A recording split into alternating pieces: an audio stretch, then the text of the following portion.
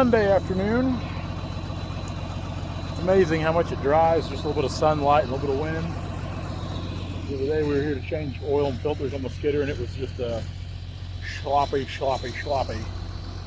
actually firmed up quite a bit. Now what I'm going to do today, this afternoon, is, even though it's a Sunday and I'm getting a late start, I just can't stand sitting around not doing something this afternoon. Hello people looking at me oddly as I'm videoing myself. We're going to go and we're going to drag out those couple Bur Oak I cut the other day in Friday's video. We're going to get them out and I might try to just get them onto the yard. We're going to try to get rid of some of those quarter saw logs this week, so these trees are already paid for. Kind of like to get them back in and kind of recoup what we got out on them as quick as possible. So we'll do that. Then we get done with that, we might fire up to 333. Try to work on some of these roads, get the road prep done, because I'm really surprised how dry it is. So that thing warms up.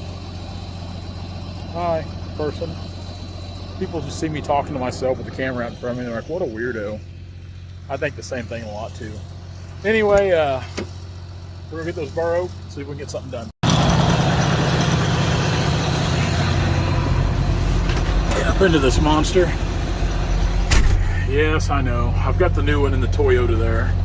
I didn't bring a wrench with me. I meant to, but I didn't. I need to get that put on. That'll bug me to death, because I know it's bugging you guys. That up.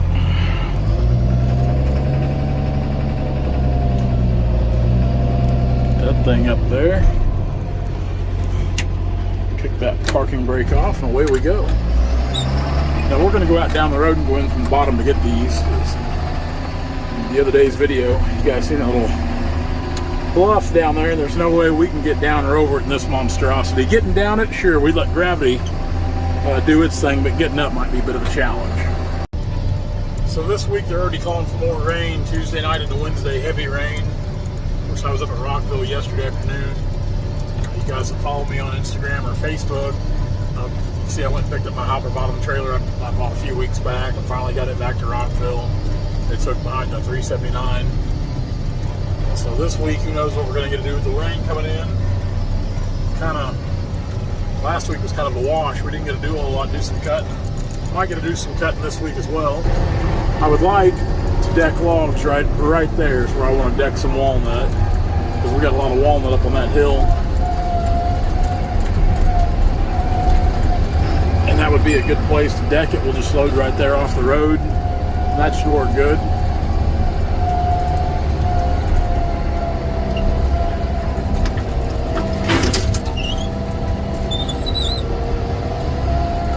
Trying to find a suitable place to cross here might be the next challenge.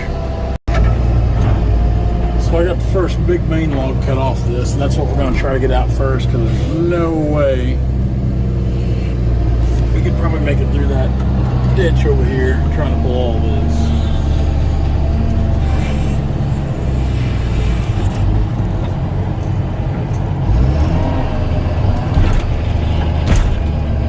She likes it.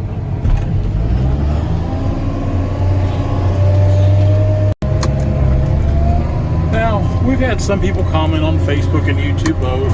For the most part, the last video and the cutting of these big trees been pretty positive feedback, but it never fails. You get some people on there who always want to run their trap about, we should have left them there, let them grow, they've been here this long, blah blah blah blah blah blah blah blah blah blah blah blah blah blah.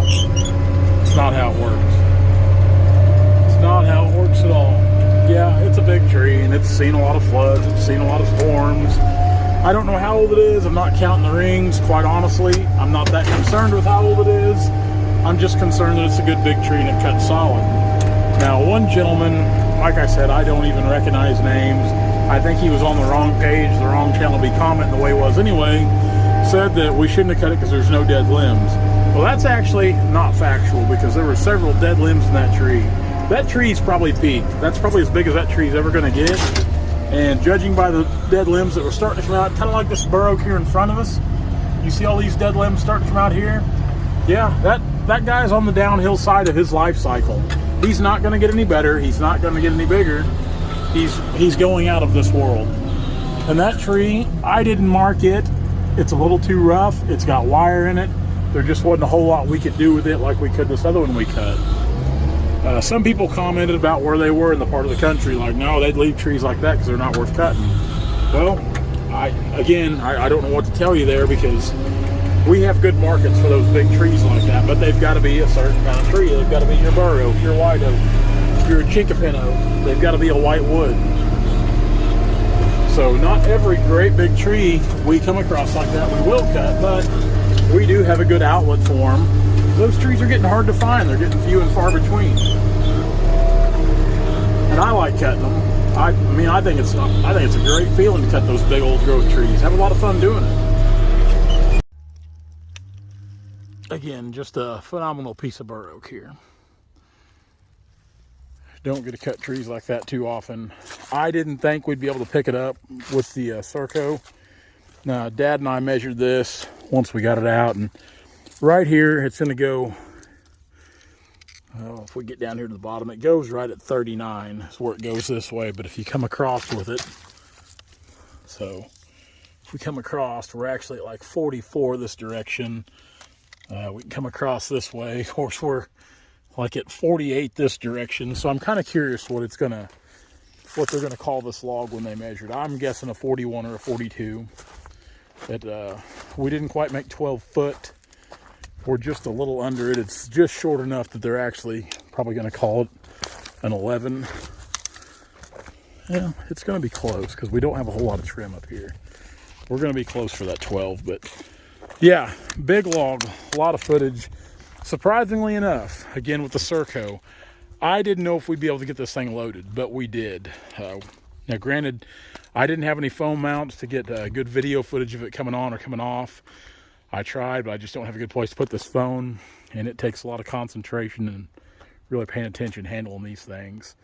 So we had to suck that log in really close and lift it up, and then the worst part is we need some detachable stakes if we ever build another log bed, which we will one of these days on a different truck.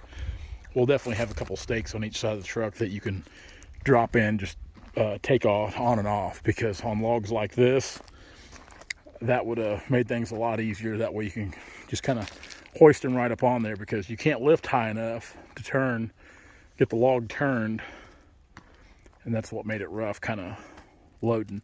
Now unloading actually went quite a bit faster, pretty easy, but heck of a log. Sure glad we got to cut it. Good piece of wood. We got her on display right out here at the front of the yard for everybody to see as they drive by, because, well, I'm proud of big logs like that.